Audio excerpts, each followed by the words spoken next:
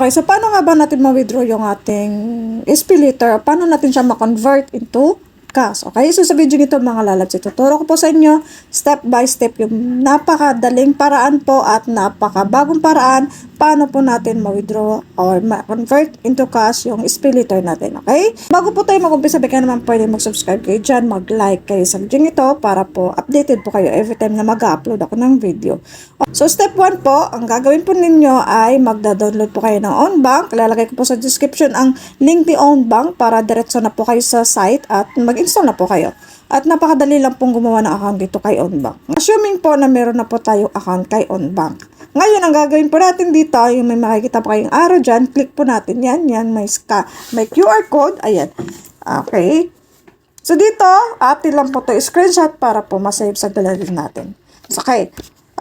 Ang kasunod po na gagawin po natin ay punta po tayo sa ating Shopee account. Ayan, dito po sa pinaka-homepage ng Shopee, makikita niyo po sa gilid yung parang may camera dyan sa gilid. Ayan, tap po natin yan. Dito po, click lang po niyo yung nasa taas para mapunta po kayo sa inyong gallery.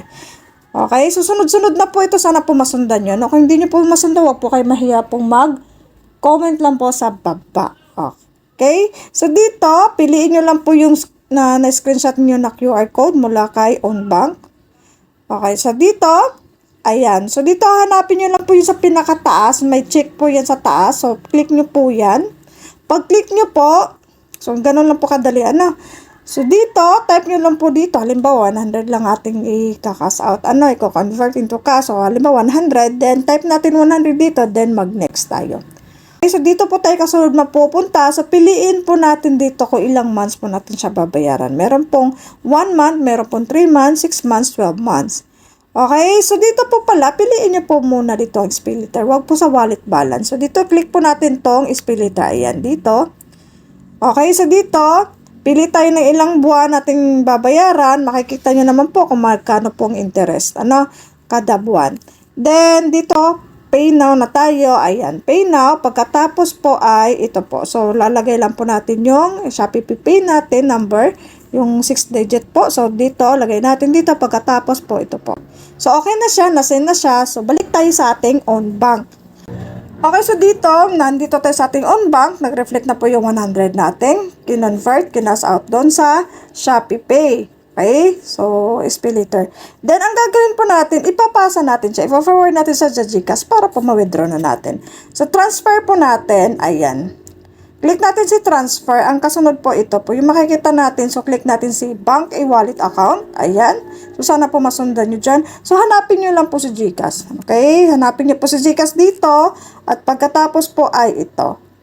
Okay, pagkatapos po ay ito, so type nyo lang po dito yung GCash number. Siguraduhin po na tama, hindi magkamali para po hindi po maligaw yung pera natin dyan. Dito naman sa personal company name, GCash name number, GCash name po natin lalagay. Okay, so ang kasunod po ay ito po. So dito, type lang po natin kung magkano po yung ating i-transfer sa GCash natin. Then ang kasunod po ay transfer, click natin yan. At ilalagay po natin yung PIN number natin sa OwnBank. Pag gagawa kasi tayo ng account sa OwnBank, kailangan po munang gagawa tayo din ng PIN number. So, dito ilalagay natin dito. At pagkatapos po, yan na po, processing na siya. Okay, so dito, transfer successful na siya. Yung transaction fee po ay 0. So, wala po siyang bayad. So, ganun lang po kadali kung paano po mag-convert tayo ng SPayLater natin into cash. Okay, so, sana po nakatulong sa inyo. Kung nakatulong nga, baka naman pwede mag-subscribe kayo dyan, mag-like. Bahala kayo dyan. Thank you.